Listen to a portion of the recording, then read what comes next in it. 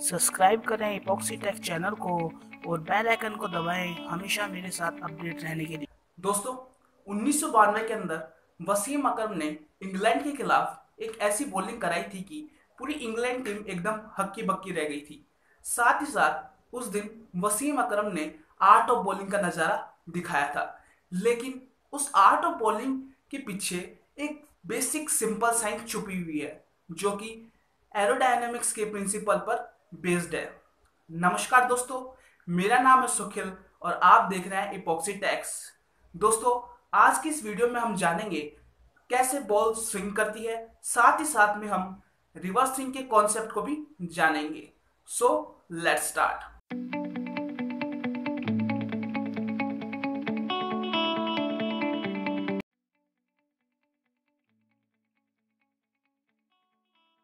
दोस्तों, आपने कभी ना कभी जहीर खान, इरफान पठान, वसीम अकरम, ग्लेन मैकग्राथ इन सब का नाम जरूर सुना होगा। नहीं सुना है तो मैं आपको बता देता हूँ, ये सारे क्रिकेट के नामी खिलाड़ी हैं जो कि नामी बॉलर है। साथ साथ में इन सब खिलाड़ियों की जो क्षमता है स्विंग, जो एक कॉमन बात है। दोस्तों, इन खिलाड़ियों की क्षमता ये है कि बॉल को स्विंग कराते हैं हवा के अंदर बिना जमीन के टच किए। दोस्तों, आज ये जो आर्ट ऑफ बॉलिंग है जो कि इन खिलाड़ियों के द्वारा दिखाई जाती है, कहने को तो एक साइंस है लेकिन इसके लिए प्रैक्टिस की भी बहुत ज़रूरत है। लेकिन आज हम इस वीडियो में इसके पीछे का साइंस भी जानेंगे। दोस्तों, मैं बात करता हूँ स्विंग क्या है। दोस्तों, जो स्विंग होती है, स्विंग 4 फैक्टर्स पे डिपेंड करती है। सबसे पहले जो सीजन बॉल होती है, सीजन बॉल की जो ऊपर सीम होती है, जो आप वाइट वाइट कलर की जो सीम देखते हैं, उसका उठाव। दूसरा, यदि आपकी बॉल पुरानी है तो वो स्विंग करने में मदद करेगी।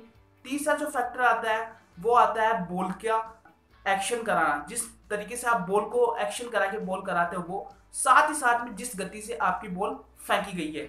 इन सब 4 फैक्टर्स पे बॉल स्विंग डिपेंड करती है। दोस्तों, जब बॉल हवा में ट्रेवल करती है तो बॉल के चारों तरफ एक पतली लेयर फॉर्म हो जाती है जिसको हम बाउंड्री लेयर बोलते हैं।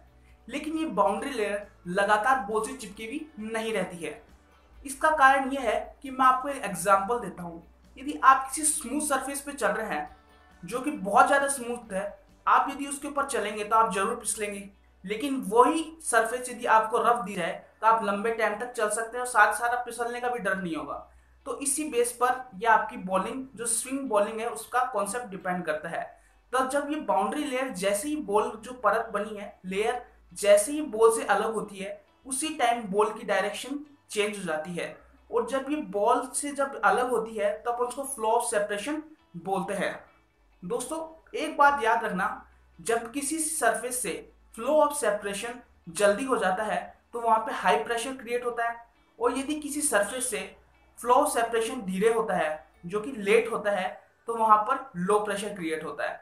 इसी बेस पर स्विंग आधारित है। दोस्तों, पहले हम बात करते हैं आउट स्विंग की। दोस्तों, आउट स्विंग में क्या होता है, जैसे कि आप इस फोटो को देख सकते हैं, आउट स्विंग के अंदर 2 सरफेसेस हैं, एक तो स्मूथ सरफेस है और एक रफ सरफेस है। जब बॉलिंग कराई जा रही है, बॉलिंग की डायरेक्शन सामने की साइड होती है और सामने से जब एयर आती है तो जब स्मूथ सरफेस होती है जिसके ऊपर जो लेयर डेवलप होती है, जो बाउंड्री लेयर के 2 पार्ट में बट जाती है, जिसका पहला नाम है लेमिनार लेयर और जो दूसरी है वो turbulent layer. Laminar layer smooth surface पर होती है और जो टर्बुलेंट होती है वो आपकी रफ सरफेस पर होती है। अब जैसा कि मैंने आपको कहा था कि कोई भी चीज जो स्मूथ पर यदि आप चलोगे तो आप जल्दी ना जल्दी गिरोगे, तो एयर भी लंबे टाइम तक लेमिनार पर नहीं टिक पाती है, तो ये जल्द ही लेमिनार सरफेस से अलग हो जाती है। लेकिन जब टर्बुलेंट होती है, जब वो सीम से होके गुजरती है, साथ ही साथ में जो रफ साइड से होके गुजरती है, तो उसमें टर्बुलेंट लेयर क्रिएट हो जाती है। लेकिन फ्लो सेपरेशन उसका लेट होता है जिस वजह से उस साइड प्रेशर कम होता है। लेकिन दोस्तों, जैसे कि मैंने कहा था कि जिस साइड लो प्रेशर होगा वो रफ साइड होगी और जिस साइड हाई प्रेशर होगा स्मूथ साइड होगी, क्योंकि वहां से फ्लो सेपरेशन जल्दी हो रहा है। अब आपने ये भी पता है कि जो प्रेशर होता है वो हाई से लो की तरफ जाता है, तो अब प्रेशर स्मूथ से रफ की तरफ जाएगा। अब कोई बॉलिंग करा रहा है, आउट स्विंग करा रहा है, तो वो राइट हैंड बैट्समैन से दूर कराएगा, और वो जैसे ही कराएगा तो उसकी बॉल और ज़्यादा आउट स्विंग होगी जब उसकी रफ सरफेस और स्मूथ सरफेस पे, जब स्मूथ सरफेस से रफ सरफेस की तरफ लो से मतलब हाई से लो प्रेशर क्रिएट हो रहा है तब, तो अब जो एक्चुअल बॉल डायरेक्शन है वो चेंज हो जाएगी। यानी किसी भी राइट बैट्समैन के लिए वो बॉल उसके ऑफ साइड में जाएगी, जो कि स्टंप से काफी दूर होगी, उससे काफी दूर होगी। जो दूसरी स्विंग आती है वो इन स्विंग आती है। दोस्तों इन स्विंग के अंदर जब बॉलिंग कराई जाती है, मैं आपको एक बात और नोट कराना चाहता हूं कि मैंने आपको जो 4 फैक्टर्स बताए थे, उसमें जो पहला फैक्टर था वो था जो सीम के कारण टर्बुलेंट लेयर पैदा हुई।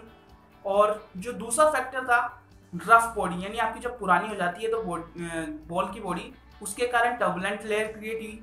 ठीक है। और जो तीसरा कारण आपको बताया था मैंने बॉलिंग एक्शन, तो इसमें बॉलिंग एक्शन का भी सबसे बड़ा रोल है।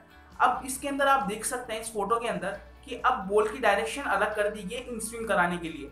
अब बॉल का जो रफ सरफेस है वो आपको देखने को मिलेगा इस साइड में और राइट इस साइड में, जो कि स्मूथ सरफेस है।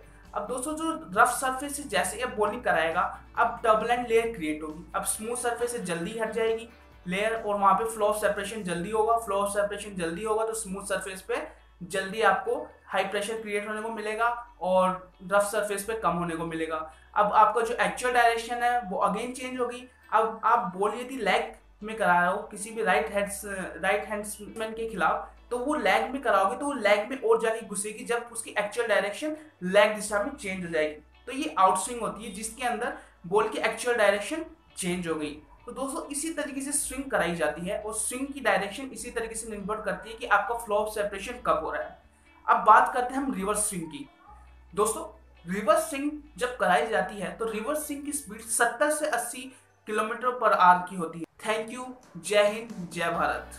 साथ ही साथ इसकी जो लेमिनार लेयर होती है वो टर्बुलेंट लेयर में कन्वर्ट हो जाती है, और जब ये टर्बुलेंट लेयर में कन्वर्ट होती है तो उसकी वजह से अब जो फ्लो ऑफ सेपरेशन था वो लेट होगा, तो वहां पे जो प्रेशर क्रिएट होगा अब दोनों साइड में, तो वहां पे प्रेशर अब लो क्रिएट होगा। लेकिन अब जो प्रेशर होगा वो बॉटम साइड में और अप साइड में होगा बॉल के।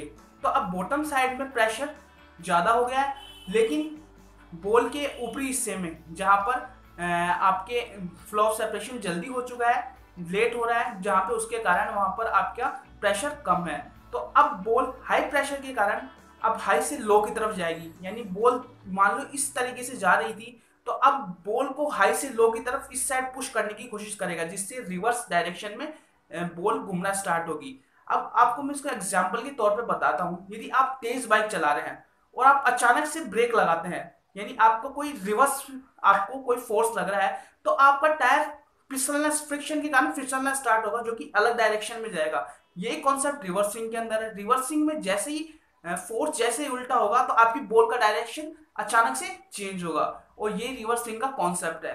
दोस्तों आज की वीडियो में मैंने आपको बताया कि कैसे इन स्विंग, आउट स्विंग और रिवर्स स्विंग होती है। साथ ही साथ मैंने आपको बताया कि कैसे बॉलर्स की जो स्विंग कराने की क्षमता है वो किन फैक्टर्स पे डिपेंड करती है। दोस्तों यदि आज की वीडियो आपको पसंद आई तो आप इसे जरूर लाइक कीजिए, साथ ही साथ शेयर करना ना भूलिए। दोस्तों आप मेरे चैनल को सब्सक्राइब भी कर सकते हैं।